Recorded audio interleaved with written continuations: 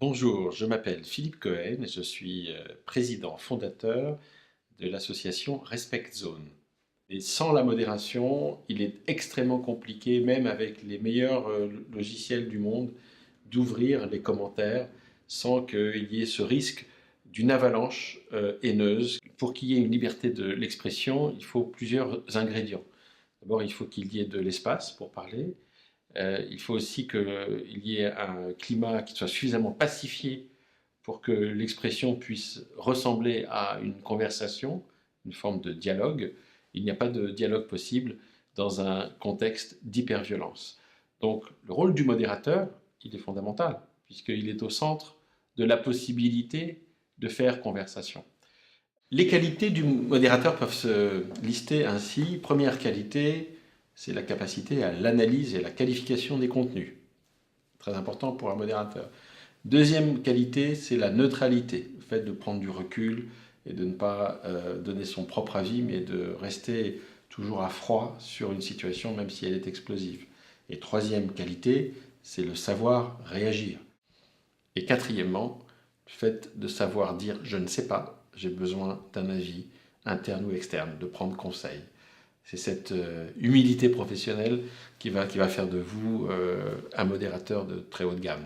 Modérer, c'est pas juste qualifier ou regarder, c'est agir. Et agir en responsabilité, dans le cadre des règles de l'espace. Et cette réaction, elle est à différents niveaux, à différents étages. Premier niveau, ça peut être le niveau de ne rien faire. C'est-à-dire de savoir être en retenue sur une situation qui peut être questionnable. Et attendre de voir. Et pas tourner les yeux, garder les yeux sur la situation et rester focusé sur cette situation. Deuxième type de réaction, c'est le fait de répondre. Répondre pour créer une désescalade. C'est le côté extincteur du savoir, faire du contre-discours, du contre-récit, et trouver les mots qui vont fermer la porte à une réescalade. Alors si on est face à des trolls violents, ça va être compliqué, c'est pour ça que très vite, il faut savoir par habitude, et puis aussi par gestion de son temps, savoir si on ne passe pas à l'étape d'après, qui est l'étape du retrait d'un contenu toxique, violent et escaladant. Mais lorsqu'on est sur une possibilité de contre-récit, finalement, on se met dans la position de quelqu'un qui pratique un peu comme des arts martiaux à fin de pacification. Et le fait de renverser une force négative en la positivant, c'est aussi une source de grande satisfaction. Alors c'est vrai que ça demande un certain doigté, une finesse, mais quelle satisfaction d'arriver à faire de la pacification là où tout était promis à être que guerre et chaos. Quatrième possibilité, c'est une possibilité qui peut être complémentaire. Signaler le comportement déviant et contraire à la charte et à la loi d'une manière interne à votre organisation, voire même d'une manière externe, à la plateforme, aux autorités compétentes.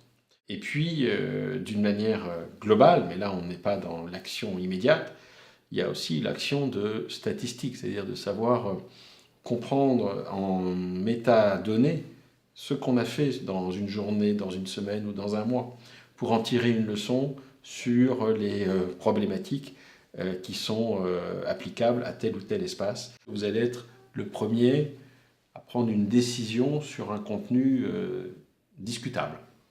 Donc vous allez être exposé à des contenus qui ne sont pas tous très sympathiques et qui peuvent vous affecter en tant qu'être humain, même si vous êtes derrière un écran et que vous êtes aidé par des outils extrêmement avancés. Donc, ce qui veut dire qu'il y a une forme de préparation mentale à faire son office de modération. Pourquoi est-ce qu'on est modérateur? C'est parce qu'on croit que la démocratie passe par un respect entre les citoyens. On est encore plus efficace en tant que modérateur si on a conscience qu'on joue un rôle de citoyen dans notre société, sachant que la démocratie est une valeur très fragile et il y a assez peu de vigie. Et installer le respect sur les réseaux sociaux, ça demande un travail humain. Et ce travail humain demande une expertise. Le respect a besoin de vous.